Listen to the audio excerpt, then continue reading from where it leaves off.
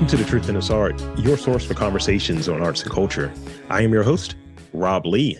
And today I'm excited to welcome my next guest, a singer-songwriter, multi-instrumentalist, and practicing attorney. Didn't see that one coming. Please welcome Sunny Cowell. Welcome to the podcast. Thank you. Thanks for having me. Thanks for coming on. I mean, this is one of those, it's like when you get referral and you start checking into it. I was like, all right, let me do some online stalking. What's going on with Sunny? What's this information? Now we're here. So thank you for making the time and joining this podcast. And, you know, to start off with, it's always customary. You know how some people say, when you come over my house, you take your shoes off. It's kind of that. When you come over my podcast, tell me about your creative background. Oh gosh. Where'd you grow up? What were your first, like, what was your first love creatively? But where'd you grow up and what was your first love creatively? So I actually grew up in Prince George's County, PG County, Pretty Girl County. I grew up in PG County, or, you know, the DMV generally. So I started actually playing the piano at 3. My dad taught me. I don't play anymore though, so don't get excited about that. And then at 8 years old, I added the violin. And then I added the viola at 12, which is now like my main instrument, and then the guitar around 20 when I was in college. So nowadays I play mostly the guitar and a little of the viola. But I've been singing since I was about 5 years old, but just recently started to do something with it. And then I guess in terms of my background, so I played in orchestras growing up, string quartets, and also I performed with my dad quite a bit, and wrote my first song at 5 years old, which he put on his album called Hear Me One. So that's my title tune that I wrote at that age. Wow. I was barely understanding why I had hands at 5 and you're featured on albums and such, and it's like, what? So speak to me a little bit more about your dad and having sort of a talented, creative, jazz musician around, and some of that influence that came around, because you're touching on it a little bit there. If I want to dive into that a little bit more. Yeah. So my dad was a jazz pianist. He was a composer. He actually performed with Miles Davis in the Miles Davis band when he was around my age. And then that led to him sort of growing, within his own career. And then he wrote music for some Spike Lee movies after that. And then he became a professor. So he was chair of the jazz department at Rutgers University. So a lot of the sort of jazz artists that are even around here, many of them studied with my dad if they're a certain age. So for example, Sean Jones, who's the head of the jazz program at Peabody, he studied with my dad at Rutgers. So, there are a lot of people around that my dad taught. And I guess, the question was, you just wanted to know his background or kind of what I learned from him. Sort of what you learned from him, and thank you for that extra flourish there of sort of this impact that's around in the scene at large here, and a bit more as far as his impact on you as a person and how you go about your work creatively, your work professionally, anything along those sorts. Yeah, well, my dad was a very well-rounded person. He was just in general, he was very smart. He was one of those people, he wasn't just good at the piano. He was also really good at math and science. He used to say that he would be a physicist if he wasn't a musician. So I sort of, my dad had many interests, and, even until the end, even in his 70s, he was sort of stretching his mind at that age. He actually learned electronic music, and before he knew it, he was teaching classes in electronic music at Rutgers. So, he never stopped learning, basically. And I definitely got that from him. But I guess a few things that he taught me. I mean, he did teach me that practice makes perfect. I woke up in the mornings, usually around 6 a.m. to him playing piano without fail, always practicing, no matter what he had to do. Yeah. And, consistency is key. And, my dad, he didn't, even though he had a long career, he actually didn't perform at the Grammys until he was in his 70s. Oh, wow. Yeah. Then I went and saw him then. So, it just shows that like you can always grow, you can always learn, you can always have goals. And yeah, as long as you're alive, you can pretty much do anything you want to do. Thank you. Thank you. That's great. And I started thinking of that sequence from the sort of, you're practicing, you're doing your stuff, and in Mo Better Blues, I started thinking of that immediately. Having the Spike Lee sort of thing pop up, and just just seeing sort of Denzel practicing. I whatever my version of it is, of me going me to get my podcast voice like in place, because you got to practice. You got to be ready. Right. And it's funny you brought up Mo Better Blues, because actually my dad's hands are used on the piano. So it's not actually him playing the piano. My dad, Spike Lee actually like imposed my dad's hands into some scenes. So I love that. It was perfect segue. Yeah.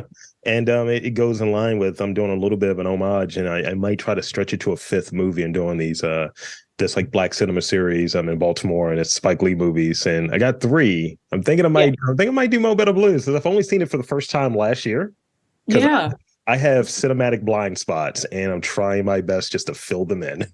Right. Yeah, actually I want to rewatch it now. It's been a while for me, but now I have a reason to watch it. So yep. You had this early interest in music, what have you, and having a dad that's a musician and being around it a lot. As far as like, what really like kept you hooked and interested in it, and I'll say this in this way. Sometimes we have these early interests, and then it maybe morphs into something else as we go along. For me, I wanted to be a comic book artist. And I don't do illustration anymore. I'm doing this. I did writing for a while. I did rap music for a while. Those files will never be shared. But being able to kind of like have different interests, and I think some of us turn into these sort of creative polymaths. So for you, like, what really kept you drawn to music?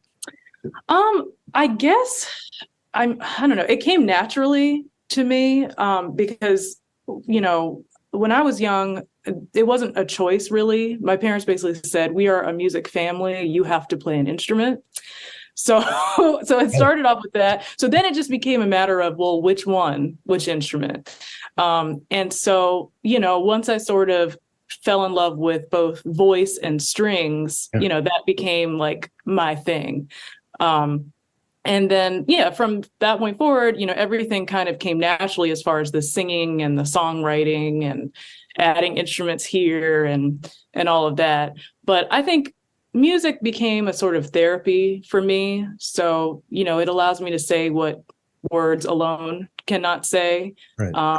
To kind of speak my soul and also speak the lived experience of others. Even though it's not me, I can kind of imagine I'm somebody else and like write a song as if I'm them also. Yeah. So it's fun. So was there like during this sort of like super early trajectory until like now, like I'm still bugged out when you're talking about, I was in my single digits. I had songs. It's fine. I just picked up this instrument. It's fine. I'm doing things. Was there like a really like big similar experience that comes to mind, between like, the classical training, the violin in that time when you were at Swarthmore College and Essence of Soul? Can you talk about that a little bit? Yeah. And actually this is not as related to Essence of Soul because this came later, but I guess one seminal experience I had. So I used to go to a music and arts camp in Canada.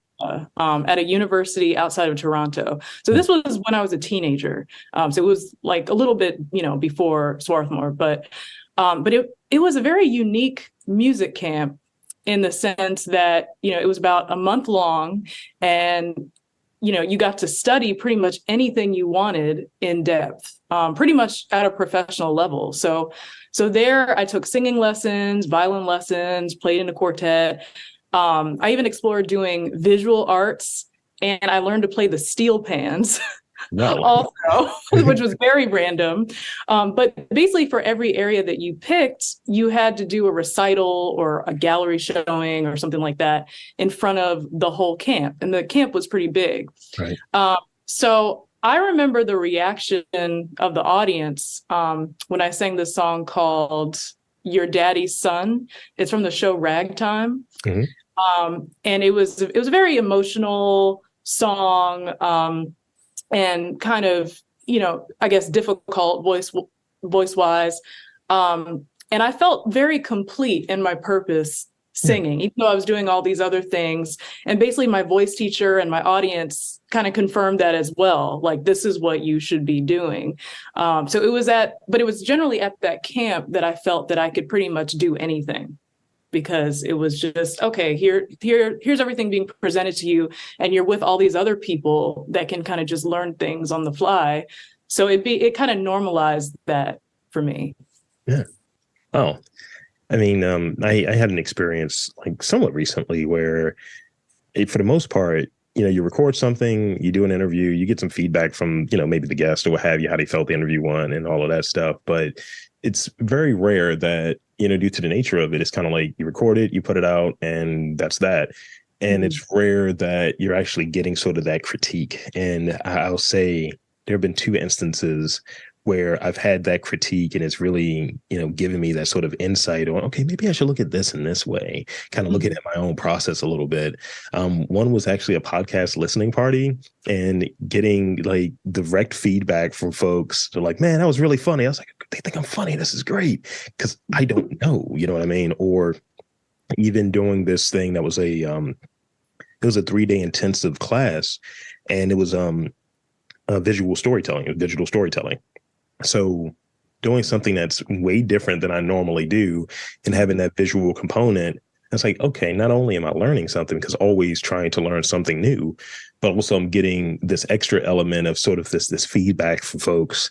And, inevitably, like, I'm one of those like student types. When I'm learning something, it's like, if I'm okay at it, I'm going to try to learn it as much as I can. So I think it was a 3-day class, and I like wrapped my thing up in day 2, and I was just like tinkering and polishing, and had enough time that if I really thought about this, I might redo this whole thing all over again just to see if I can do it. But getting that feedback was integral to how I approach things, at least in that time, that period. Right. Yeah, that's important. And actually, one of my best friends was telling me, he used the word nuggets. He was like, you kind of have to have these little nuggets around the way, like little gold nuggets that kind of, it tells you to keep going, or tells you that people actually want to hear what you're doing or something. Because it's, who knows, if they had told me, oh yeah, you belong on the steel pans, maybe I would have a different story now. I almost want to see the album cover. I think you know what I'm talking about. Just the album cover is just, like the back of a book jacket with the steel pants. Like, whoa, right. Yeah. You really went for it there, Sunny. Yeah. So no one had anything to say about my steel pan playing, but yeah, feedback's very important, as well as just how you feel, how you feel spiritually and emotionally about what you're doing as well. So, I want to get some insight, because you touched on it a little bit. So I'm curious about the songwriting process. Let's talk about that a little bit. And, if you can include any of those themes that you are exploring in your work, and why those like the themes that maybe you come back to. I do this, right? And I'm very interested in what's in the cracks and crevices. I can't get away from that. It's like, oh, you could do some work that's interesting, and you have a wild story. Let me hit you up. That's kind of like first in the cycle, and then, other folks or what have you, but literally letting my interest drive things. And that's generally the interest. So, for you, can you walk us through the process a little bit, and, sort of those themes that you're returning to? Mm-hmm.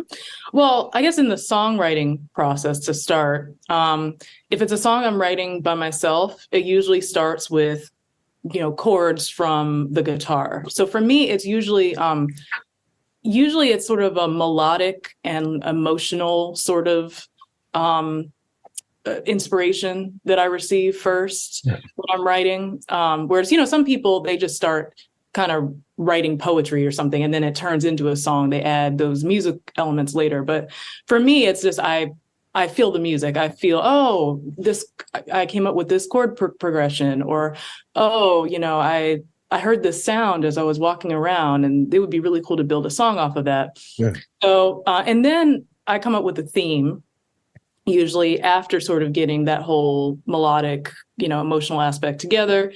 And then the words, kind of flow. And then it's really just kind of putting it into the structure, the song structure that I want. But then I've been collaborating a lot with Mighty Mark, my producer, over the last couple of years. And with him, he usually just sends me a beat, or just, sends me, kind of like the skeleton of a song. And then with him, I can write really quickly, because he will just send something over and it'll just come to me. And then it's just a matter of picking a theme. So, it might take an hour to write a song with Mark, but on my own, it takes maybe a little bit longer to like flesh everything out. But you asked about themes. Yeah. So recently I've been exploring the themes of grief, depression, loss, love, kind of like existential thoughts. Yeah. And it's very connected to not only kind of what I've experienced over the last couple of years of my own life, but also looking at our society and, COVID, and a lot of people lost people during this time. And so I'm collaborating with Mark in terms of like the Baltimore club sound as well. And I was thinking, it would be really cool to sort of have that Baltimore club backdrop, but to also have some more kind of emotional lyrics that people can relate to. So that's what I'm working on now. And I sort of hinted at that with my album as well, because there's a lot of kind of love, loss, grief stuff there. But I'm really picking up on that. And it's more about expressing sort of internal feelings in the music. Thank you. And I'm hearing like collaboration, obviously. I've had a little time to do some scrolling, if you will. So like, for those, like listening, like, could you share like your philosophy around collaboration? Like, how does that work? Like, how do you, seek out, this would be a person that fits? Like, what does that look like? Like, this is very much a collaborative thing, and there's some vetting that goes on with like, all right, here's some questions. What is this person about? What do you want to? Oh, right. Really? And I find when a person is like we chatted a few times like via email and so on, but it wasn't like, yeah, Sunny, so here's this is the way the podcast works. This is the first time we're meeting. So that's how I sort of approach it. I want to keep it fresh to feel like it's a first like conversation, because ultimately that's what it is, and that's what I'm aiming for. And it has that authenticity, but also that sort of organic flow to it. And that's some of the things you can't really make up. So in terms of collaboration for you, like, how do you approach it? What's your philosophy around it? Yeah, well, contrary to popular belief, I don't really collab that much, or I will say there are very few people I actually want to collab with, and I'll tell you why. But so I'll start with saying collaboration, I think, is great as long as it's helping you find your own sound. I don't do collabs often, though, because I like just working at my own pace. Yeah. And I'm also pretty structured with my time, and I like to get things done. And I generally consider myself pretty trustworthy, and I only want to work with people I sort of know or have some sort of reference point for, because I find that other people sometimes slow you down. And I know, I work with Mark so much because the way we collaborate works. We sort of work in a similar way. Mark is very about just like getting results and like getting stuff done. And, because, I guess sometimes when you think of songwriting, it can seem like there's not much structure that goes into it. Like, oh, it's just like wishy-washy. Let me just like take a year to like write this song and like record it and all that. But we're like, no, we're trying to like create a machine a little bit with the music. Yeah, it's not the way that people show it in movies. It's like, yeah, we were just messing around, and then it's one time it's like, that's it. You know what I mean? Right. Like the producer.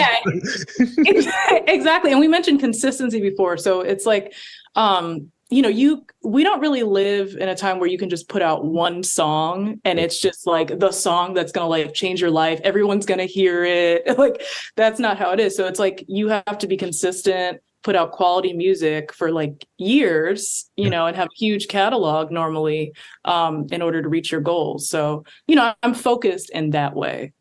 Yeah. I record a lot, it's during a given week. Sometimes I have to give myself those breaks. I'm getting better at that.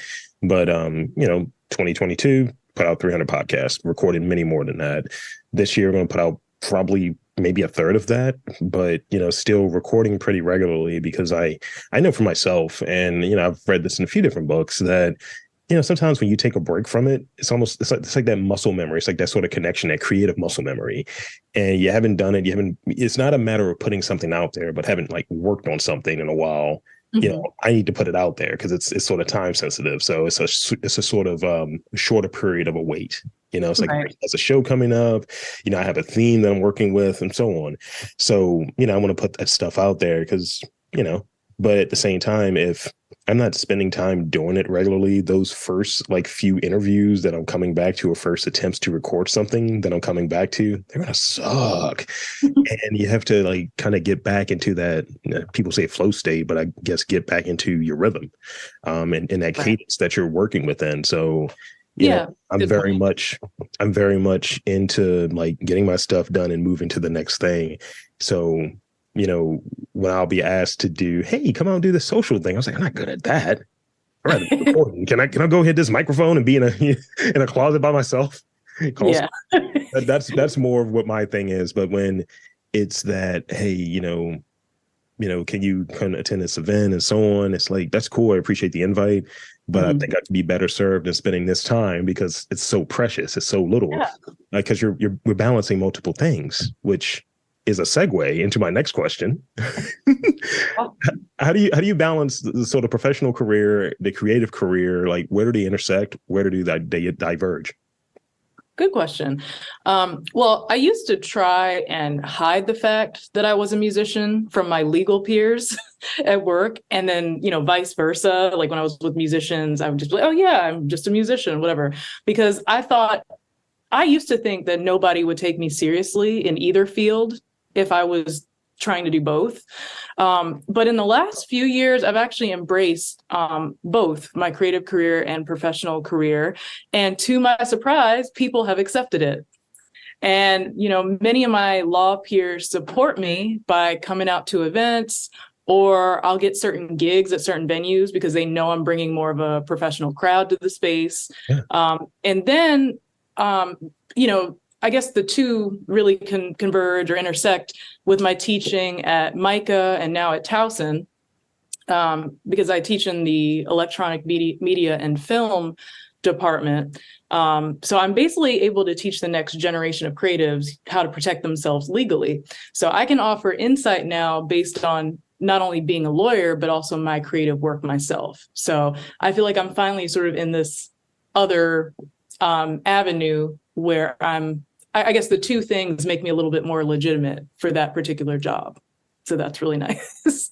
That's great. I like when folks are doing something that feel wildly different, and it's like, this is where to connect though. And it's like, oh, that's amazing. Yeah.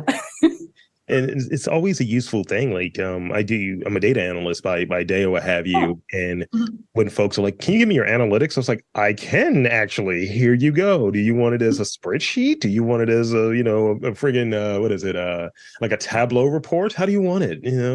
And a lot of times folks don't have it because it's like when you present yourself purely as a creative, I think it's this sort of shortcut. Oh, you don't have your stuff together. It's like, oh, actually, I do. Right. I know. Isn't that sad? 100%. Yeah. So considering consistency, see, I just went right back into it. Could you share any suggestions or advice for creators pursuing creative goals while having a day job, specifically musicians? So first, I would say make sure your day job isn't just a 9 to 5, but a career where you can learn something that actually supports your music career. And they don't have to be connected. So for me, it's teaching teaching and working for a nonprofit that keeps me attuned to what's happening in our city and our country, and basically the people that I'm representing as an artist. And that in turn makes me a better songwriter. But some other examples of day jobs that might support music careers are, for example, a mix engineer, so you can mix your own music, a grant writer, you can apply for your own grants, film director, since, everything these days, you need that visual aspect, and even marketing, like being a marketing person working in that field. So having a day job won't be some sort of sacrifice for you when you're sort of working in a career that you can kind of draw from as far as skills. So I feel like it's just not enough to have talent now, but you have to present your talent in a way that people actually want to consume it. And that takes a whole host of other skills, or at least a lot of money to pay people to do those things if you don't want to do those or have those skills. And also another reason a day job can be good is that really it creates structure in your day. So I find that for me, I actually achieve more because I know that, certain parts of my day are blocked off for legal work.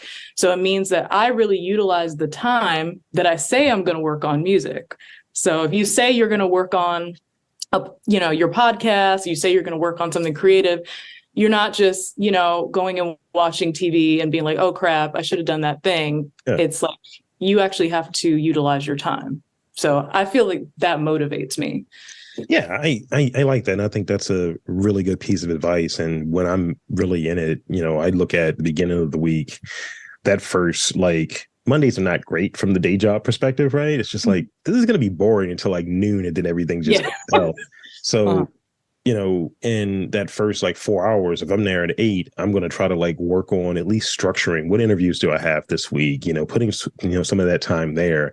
And I know inevitably I'm going to be in the office maybe longer than expected. So taking advantage of that sort of slower period and figuring it out. It's like, okay, I know Monday mornings, I got a 4-hour block. I'm going to work on questions. I'm going to structure what that week looks like, because often I think when we're doing the creative stuff, and it's very well said, because another thing that comes to mind is when someone works at a venue, they may be the marketing person at the venue or have you, but they're at the venue. So it's like, they better get that sort of discount. It's like, oh, I can work on my show, my performance, my stand-up, what have you. But I think being able to have sort of that time to structure it and look through it, it gives you so much more. You just got to know how to structure your day and how to structure that time. And in doing multiple things, it's definitely a balancing act. And when something's thrown off a little bit, you're like, all right, gotta look at this. But definitely it's a balancing act. And I think all of it can be done and just has to, serve it. I look at my day job at times as this is the funder. That's the way I look at my exactly. Yes. Yeah. No, that's really important. Because that's one thing my dad used to tell me that I don't know, I might get some flack for this one, but he was like, I don't care if you're a musician, you don't want to be a poor musician. Even as you're pursuing whatever you're trying to do, not even for musicians, but it's more of you need to be useful to society in some way. So especially if you have multiple skills, then it's why shouldn't you do that and also pursue music? So and again, nowadays I feel like it kind of takes money to be able to put out quality work, because nowadays there's so many independent artists, and so you kind of have to set yourself apart by either, like I said, having the skills, being a film director yourself, being a marketing person yourself, or being able to pay people to do those things so that people actually want to listen to your music. So I think it's important. I agree. And I think even when you're able to do it yourself, before bringing someone in, you have a strong sense of who do I need really for this role? Because there are a lot of folks that come by. I have the magic bullet, I can, bulletproof your business and the admin stuff and the marketing and the da. But if you haven't, done it yourself or have a sense of what you want it to look like, from a collaborative standpoint, you're like, I'm going to be wasting my time, because ultimately you're going to be doing it yourself again. Yeah, that's true. Yeah. So it's actually more productive if you can just have the funds and I understand not everybody works that way too, because I think we're both in situations where it's like we have careers and we do something creative and we kind of have like the structure and like business sense too, but not everybody has that. So I also realized that, but that's why there are other ways to make money. So like, my husband and I became real estate investors a few years ago. And like, that's something, if I decided, I just wanted to do music, then I could just do music, and everybody can, not everybody, but like there are avenues for everybody to kind of become financially independent, I believe, where they can, they can fund their music. Yeah. So they just have to explore that. Thank you. That's great. I got one last like real question before I get into these rapid fire questions for you. And I'm seeing that you performed in various places, as you were kind of touching on a moment ago, as far as like, having a certain audience and a certain crowd that's showing up. I see Howard. I see Contemporary Art Museum in Baltimore, Keystone. So tell me about, like, describe the feelings that are leading up to a performance, and like, what are those feelings like after a performance? Because I know it's a dopamine like dump. It's just like all of the stuff is just, all right, I'm going to do terrible. I'm going to do terrible. Okay, not so bad. And then I'm glad I got through that. When's the next one?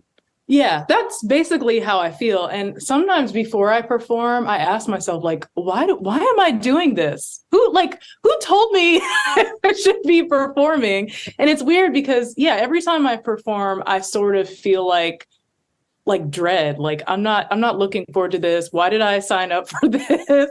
And then once I'm actually performing, it actually feels good. It's like, okay, this is where I should be. And then when it's over, then it's like, you can take a nice breath. And you're like, oh, okay, this is relief now. Like that, that's what I should have done. It went well, whatever. But yeah, for some reason, before performing, I've never liked that feeling. And I've talked to my dad about that too.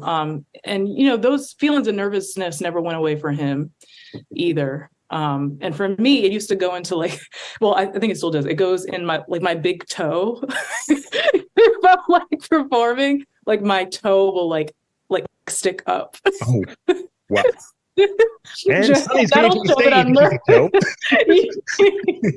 yeah, that'll show that I have a lot of anxiety. It'll be in the foot. So yeah, I've been playing with this idea, and I just want to see as it executes. The more time that I have to think about something, because anxiety is a thing for me, and as I'm thinking through it, it's like I'm usually behind this glass, screen of fear and shame and whatever.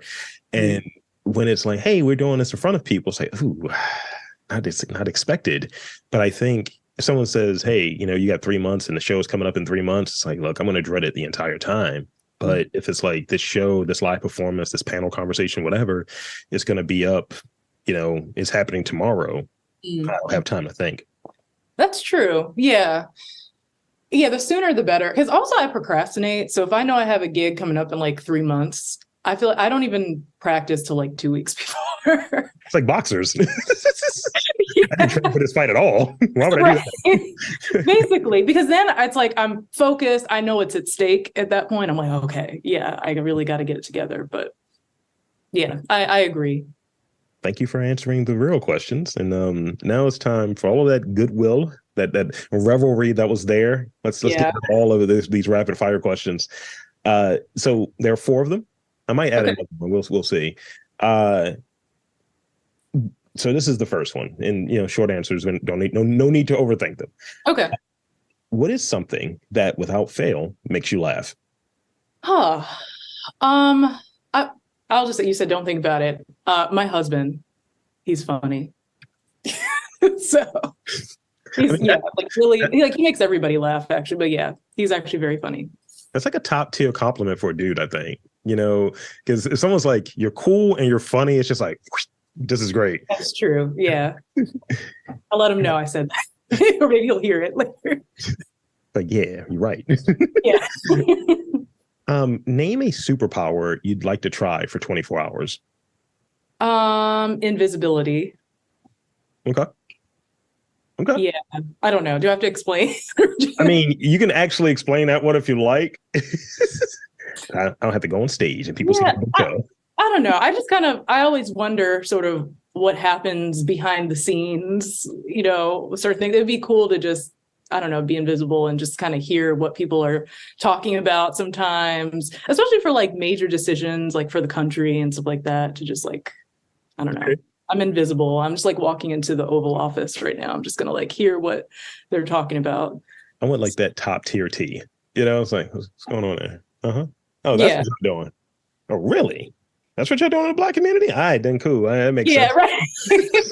I Yeah. thought so. Or somebody sees you and you don't want to talk to them and you just like disappear. Okay. It seems useful. No, I hear you. I hear you. Especially tax time. So do you believe in ghosts? Kind of. Yeah. I believe a bit in the supernatural. So I guess that, yeah, ghosts would be part of that. And actually sort of the reason for that. So I had my best friend, back when was it? I was homeschooled. It was a long time ago, like elementary school.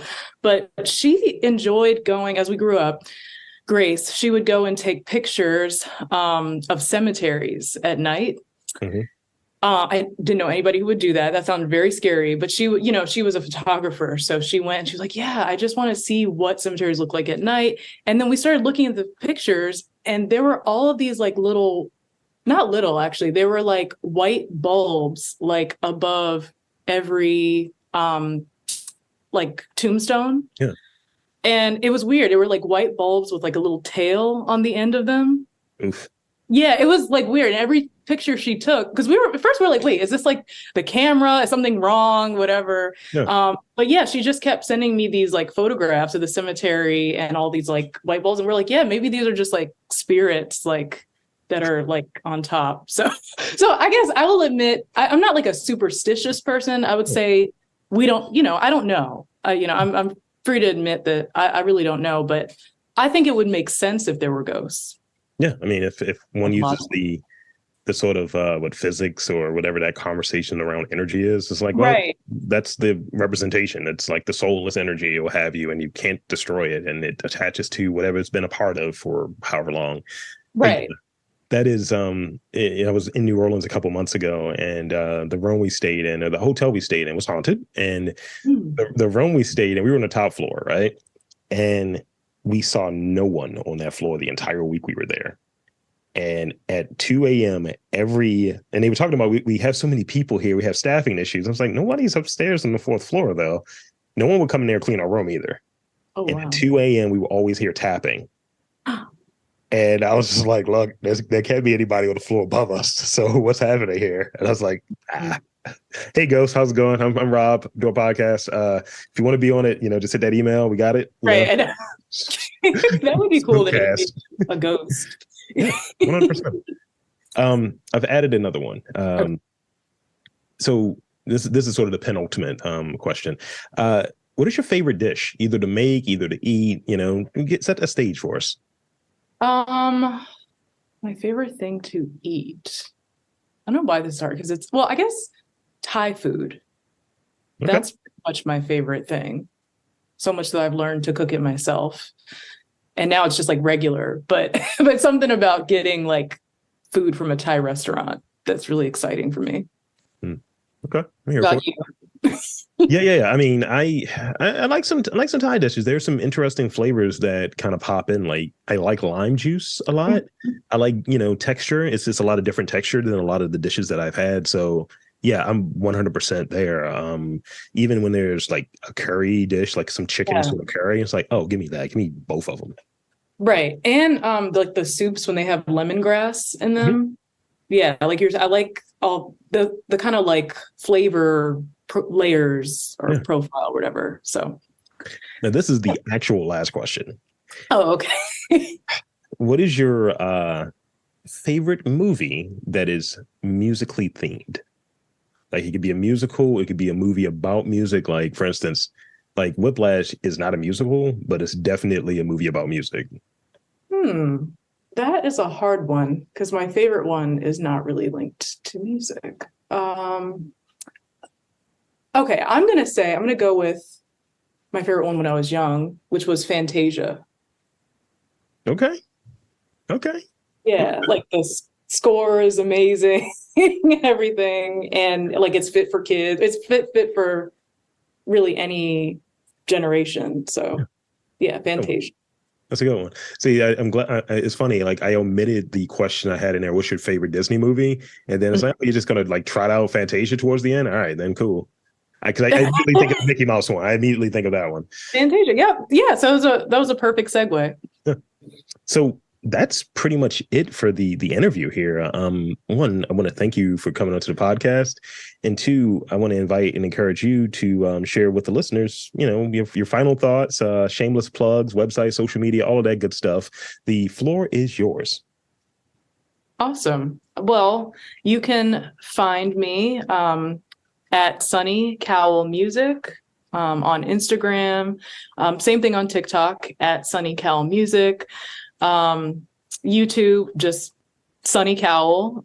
Same with Facebook, just Sunny Cowell. So yeah, pretty much all the socials. It's just my name, Sunny Cowell. Also very random. I'm the only Sunny Cowell in the United States. So no problem finding it then. No problem finding me. Yeah, those two names together, you know, happen to be unique. So got that SEO on lockdown. Yeah. Yeah.